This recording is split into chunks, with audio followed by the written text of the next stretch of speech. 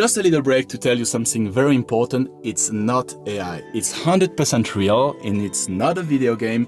It's just someone with some expensive camera gears that is trying his best to provide you the most immersive, best POV drive ever. Voila, as you can see, I'm in my garage and everything is 100% real.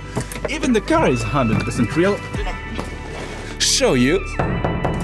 So please, for all the people in the comments saying that it's AI, it's fake, etc., do me a favor, believe that sometimes there are some people doing the best to provide the most optimal quality for you guys. So yeah, that was a quick message. Let's go back to the driving.